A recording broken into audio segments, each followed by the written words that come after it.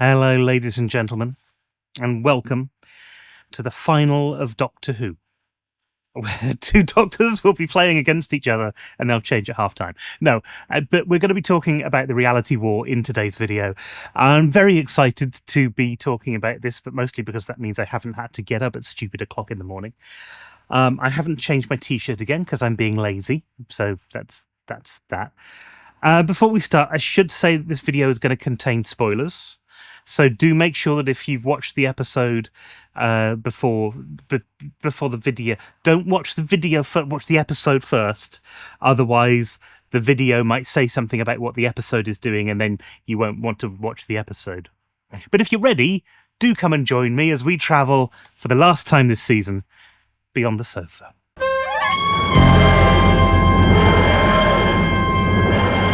I can't believe we're here already. It's been too short a time between the beginning of season 2 and the end of it. And as always, there's this sort of little bit of housekeeping that I do at the beginning of the video. And I apologise last week for not getting round to replying to comments.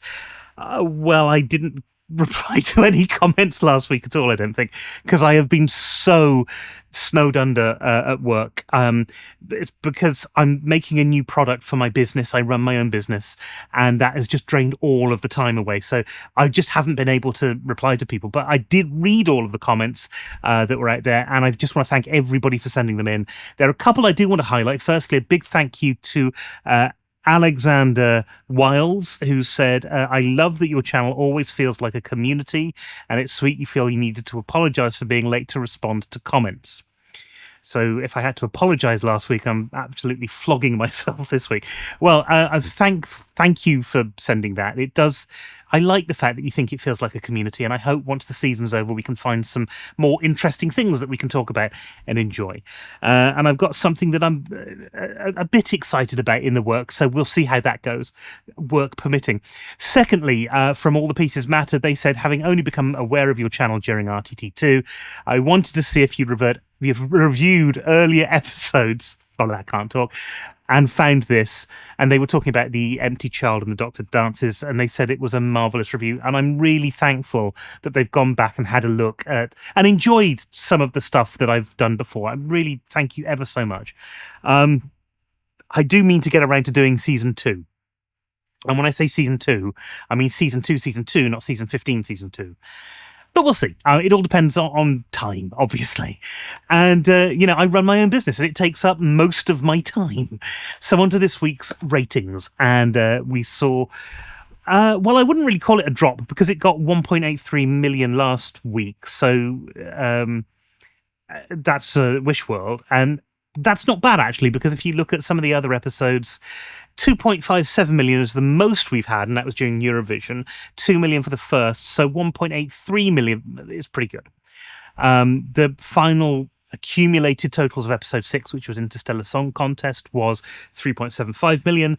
That was the highest of the run, but not too far behind episode 1, which is kind of what you expect. And I think this week we're going to see it down because it's opening across cinemas, in cinemas, and so people are going to watch it in cinemas. So there we go. I think that Doctor Who is in a better place if there's lots of stuff surrounding it that other people want to watch. That's not always the case. But I still think that it should be doing an awful lot better. Now, there are many caveats to that, and I do want to highlight the fact that there are certain drama shows that are doing significantly better than Doctor Who on BBC One, and my feeling is that actually Doctor Who should be able to do those numbers and should be able to reach, those sort of dizzying heights of another million or so viewers. And part of that is, marketing, and there needs to be a better marketing push, not a bigger one, just a better one. And part of it's a production push to maybe look towards what more casual audience members are looking for and try not to get too focused on fan stuff. We'll get into that later. Having said that, it's not just about Daleks and Cybermen and all of those things, but there are some more fundamental issues that I think could have been addressed. Maybe I'll say that for a completely different video. I don't know. But anyway, on to the reality war. And what I did before this episode was actually go back and watch Wish World again, just so I could remind myself about what was going on, because I didn't want to go into this having forgotten something that was around the previous week and that I should have remembered. But I kind of wish I hadn't bothered, because it's all kind of overshadowed by well, stuff that ultimately doesn't really matter. And let me put that into context. I've just jumped on Twitter to see the general reaction to this, and nobody is really talking about the story. And I think that's the big thing that's got missed here. In terms of actual story, this wasn't particularly good. I mean, it's quite convoluted to start off with. And one of the things that Russell T Davies has been criticised for in this series is having an episode where the companion just doesn't have an awful lot to do. So what we've got here is an episode where the companion just doesn't have an awful lot to do. And yet there are 3 of them. I mean, you take Anna and the Time Hotel stuff as a companion, a pseudo-companion at least, and she basically just stands there for the whole episode and holds a door open. And I'm sure, look, there's a reason, there is a narrative reason for her holding that door, but it's not really giving her much work, if you see what I mean. And then the same is true for Belinda. Oh my God, I'm going to fight this big thing. I'm going to fight to save our child. And by fighting, what she means is she's going to stand in a box for 20 minutes. And then Ruby, who is actually the one of the few who seems to actually have a particular agency in this. And she saves the day, which is great. And she does that after being sidelined for most of this episode herself and most of the previous one. So let's just take the reality war bit. We have the Doctor being saved by the Time Hotel, a get-out-of-jail-free card. I don't mind that so much because there has to be a way of continuing the episode. After any cliffhanger, you know there's usually a fairly convoluted way that the main character gets out of what seems to be an impossible situation. Because you want to leave the people last week on an impossible situation. And this was fairly clever, bringing in the whole Time Hotel. And it does give you a bit of grounding in the sort of the concept of the reality war. Because you have both the real world, which is the Time Hotel, and the fake world, which then gets eroded as the influence of the Time Hotel is exerted upon it. It makes sense. It's a bit, as I said, convoluted, but it makes sense. And from that point, we stop getting a well-rounded, well-told story, and it just turns into exposition. Everything that the Doctor says and does is just exposition. When the Rani comes along, I can't read tonight either. They've a little bit of a conversation, but essentially the conversation is more about exposition. Once the Rani leaves, she puts her plan into place, and almost immediately it's explained by the Doctor because he is now in full exposition mode. What's more egregious is that the exposition, at least about Omega, was wrong.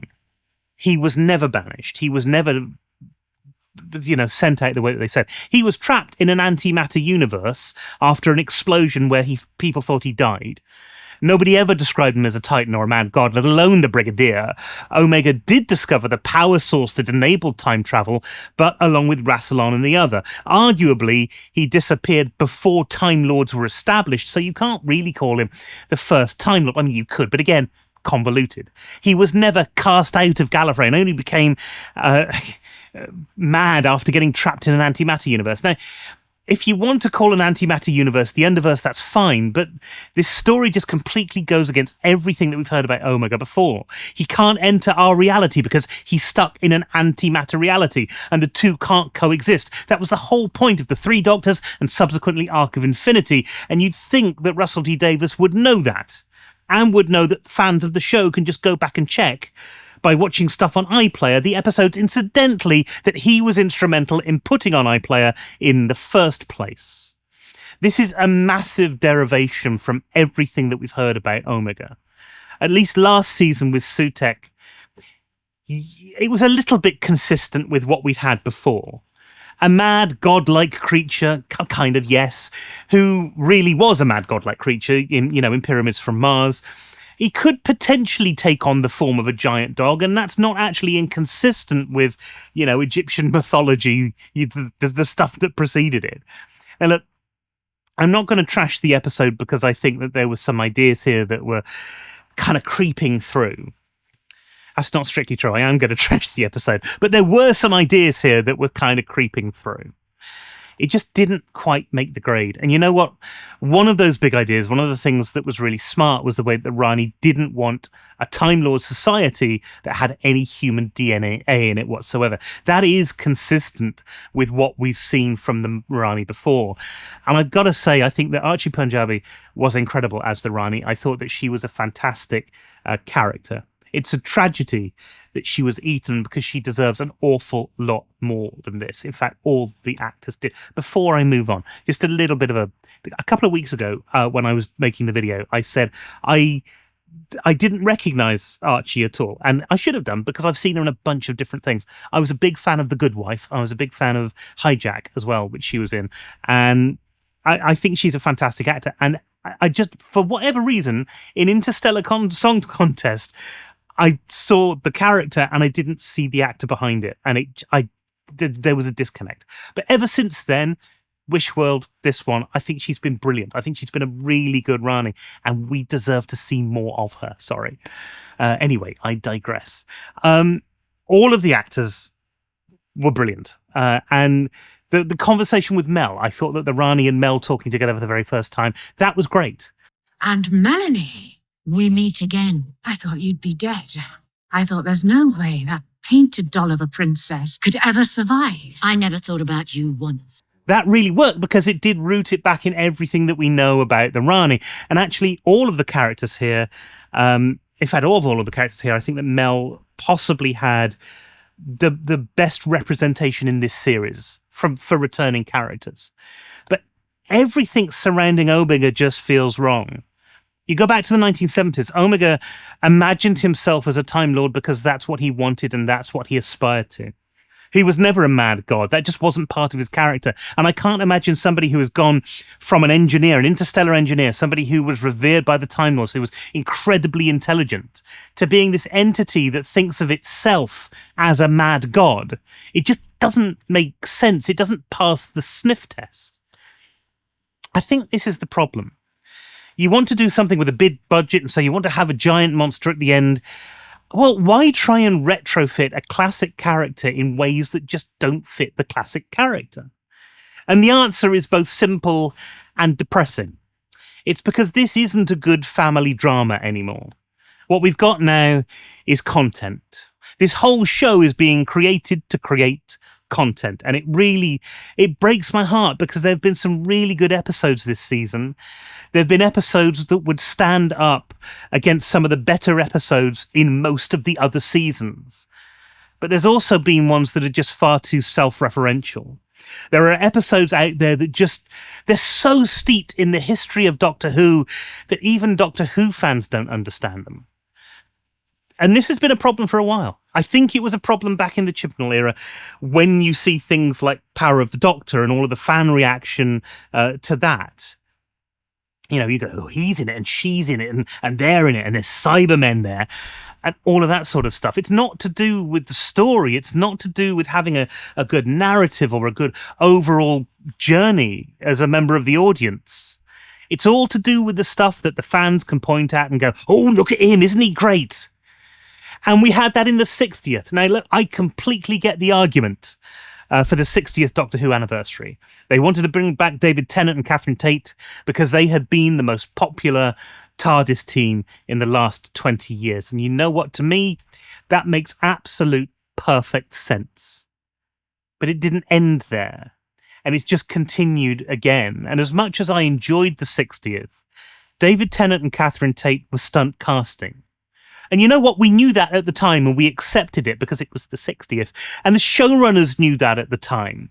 And they were quite open about it because it was the 60th. But they kept doing it. And so we have Mel, who, again, I love to see Mel back, but she's not there for an audience. She's there for the fans. And then we've got characters brought in like Sutek or the Rani, and they're not there for the audience. They're there for the fans. They're there so that week after week, you get a reaction on Twitter. You get a reaction on Blue Sky. You get people going, oh, look, isn't this going to be amazing? You get fans talking about theories all the way through. You get leaks. And God, the leaks this season have been absolutely awful. And if it wasn't for the fact that they were so bad and so egregious, I might have suggested that it was the production team doing it in the first place. But some of those leaks, they were show-breaking. And if you caught the wrong end of them and you knew something that was going to happen, that was it. But no, look, I would be unfair to put that onto the production team, because I'm guessing that the production team actually didn't want this. They want their show to be out there the way that they want it to be out there.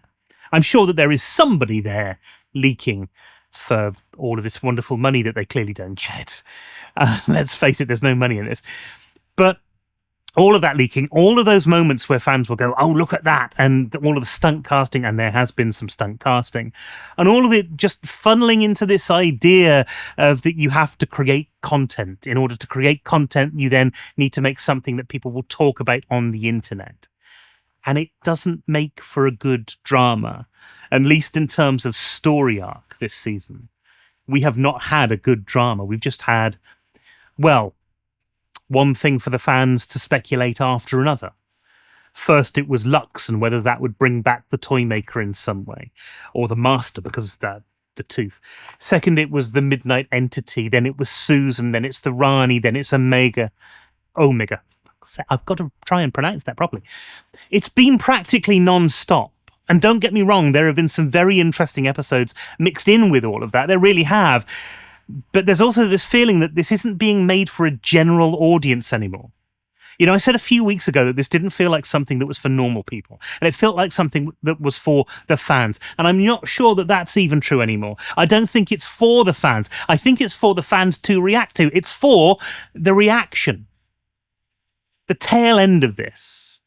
Well, Poppy has now disappeared, and the Doctor has to do something to save her. And the only thing that he can do really is regenerate. And I thought that was kind of good. As somebody who, I wasn't a fan of the Chris Chibnall era, I'm afraid. But seeing Jodie back again, that really worked for me. It really did. I thought she was brilliant.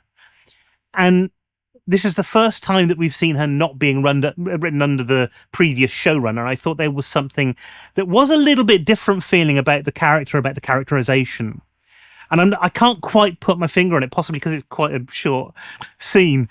But there were things in there that just felt a little bit different, a little bit more of a push forward and away from some of the bad bits and towards some of the good bits.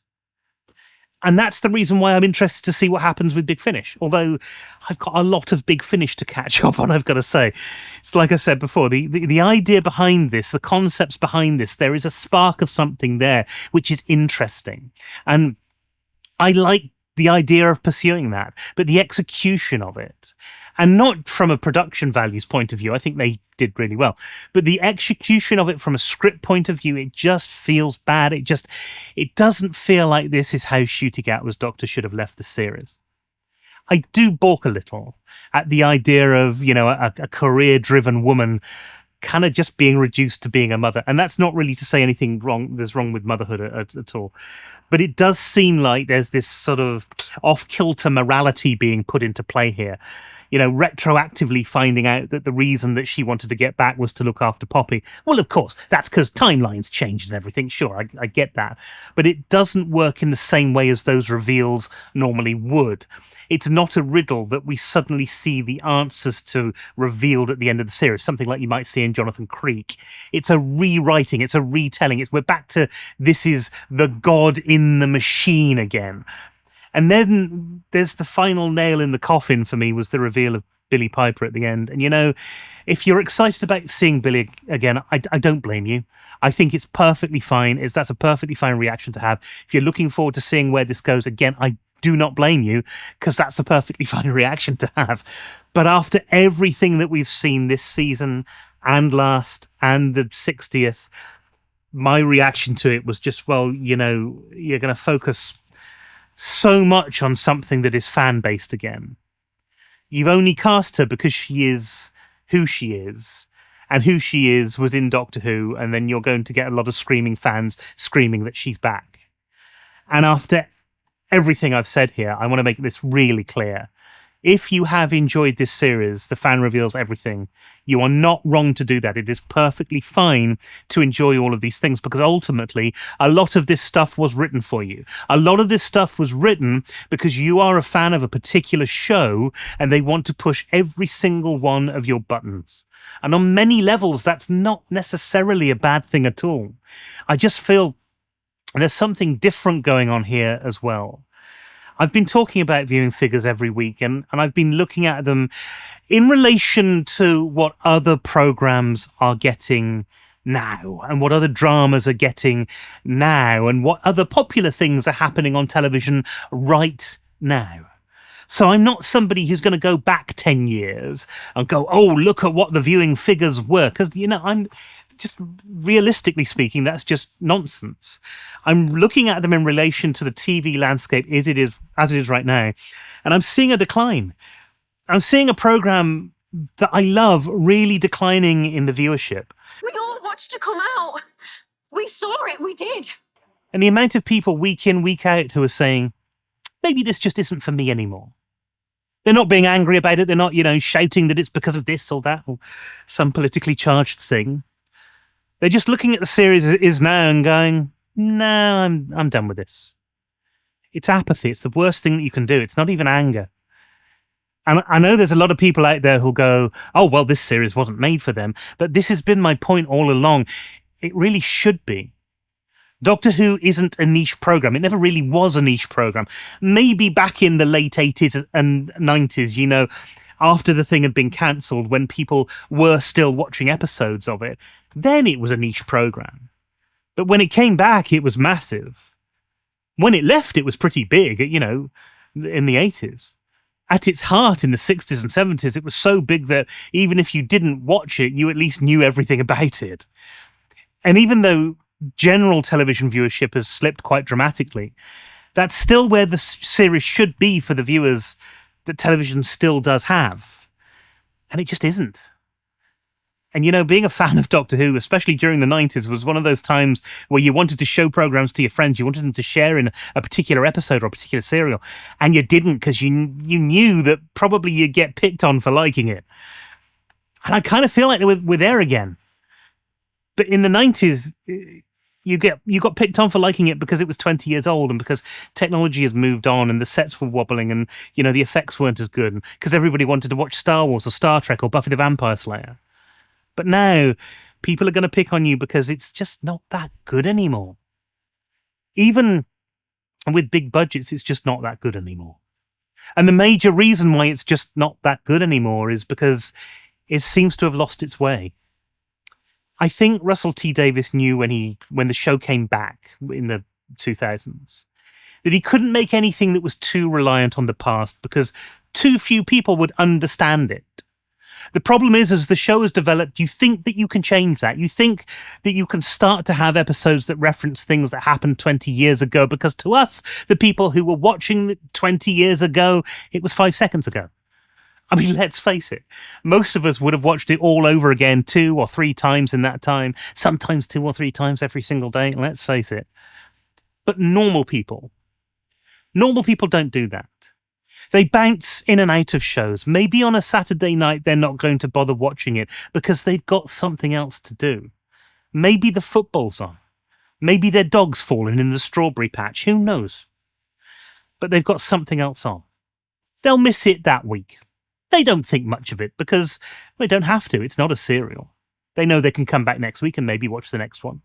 They're not going to bother catching up on iPlayer because, well, maybe they'll catch up later on. Who knows?